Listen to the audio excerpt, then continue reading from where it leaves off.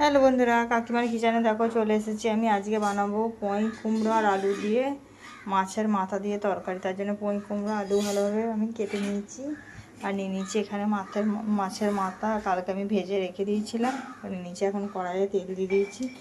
এখন আমি এই সবজিগুলো দিয়ে দেবো। আর এখানে দিয়ে দেবো আমি 1 চামচ হলুদ আর পরিমাণ মতো লবণ। এবার এটাকে একটু নাড়াচাড়া করে ঢাকা। দেখো আমার ভালো করে সবজিগুলো এখন ভাজা হয়ে গেছে।